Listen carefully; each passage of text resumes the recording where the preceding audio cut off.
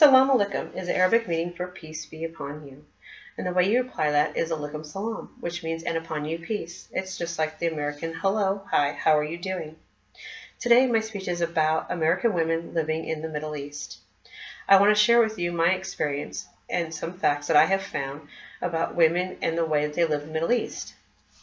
Two of the areas I'm going to talk to you about is United Arab Emirates and Saudi Arabia, which are neighboring countries and have very different rules for women. This is a typical abaya. In Saudi, when I land there, I need to wear my abaya when I go through customs. So usually about 1 hour before my flight lands, I go and excuse myself to the bathroom and apply my abaya. Three of the areas I like to talk to you about is what women are allowed to do, proper clothing, and shopping. As far as I know, many American women like to get up, go in their car, drive themselves to the mall, and go shopping. In Saudi, that's not permitted. According to information I found on travel.state.gov, women cannot go into public places unless accompanied and escorted by an approved male, which is either their husband or their father. Women are also not allowed to drive there. When going out to eat, there are separate areas in the restaurants. If you are single and you're a male, you must sit in the single area. Other than that, you will sit in the women's area. The family's area. When women want to leave Saudi, they're not allowed to do it unless they get permission from their husband or their father. So if you decide you want to go to Abu Dhabi for the weekend and get some good shopping, you have to get approval before you can board a flight. Now, in the UAE, it's a little bit of a difference.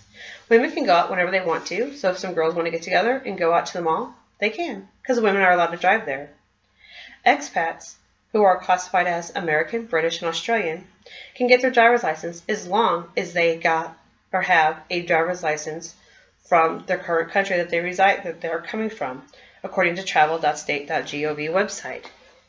If they're from any other countries, like the Philippines, Korea, China, they must go through a class in order to get their driver's license. For restaurants out there, depending on where you go, some places have family areas and some places don't. They're a little bit more opened and become a little bit more westernized. Another rule that they have there in the Middle East is how women dress. As you can tell, I'm wearing the abaya. As I explained before, in Saudi, anywhere I go, I am required to wear this.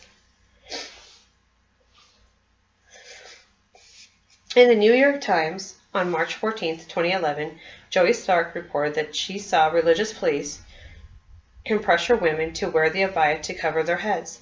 The religious police are known as matawas, and they can be quite scary. Most of their time, their job is to make sure people are going by the rules, which is women wearing their abaya and covering their head to toes, and make sure that people do attend mosque. According to the U.S. Department of State, it is explained that expats are not required to wear the abaya in the UAE. The only one place they request people to wear that is to respect their religion is at the Grand Mosque, which is a huge tourist place. Most women like to go shopping. Well, in the Middle East, it's a little different. Women in Saudi must be accompanied by males. Several shops, you will see a sign that says women only. There's also a mall that's up on the 3rd floor. It's totally surrounded off, and women are allowed to go up there. It's a little weird when I went shopping there and couldn't show this purse that I wanted to share with my husband and say, hey, can I get this? Because he wasn't able to be with me to see that. When traveling to UAE, I could go shopping with my girlfriends anytime I wanted to. There was a few shops that were required for women only. That's only because it's for where they had to take their hair down, like this, and they can get a haircut, or show some of their legs when they get a pedicure or a manicure. The UAE has adopted a lifestyle that the US has, and so has Great Britain. Some of the pictures I like to share with you are my travels there. As you can see in Saudi, I do my selfie in the bathroom with the abaya, shopping in the centers.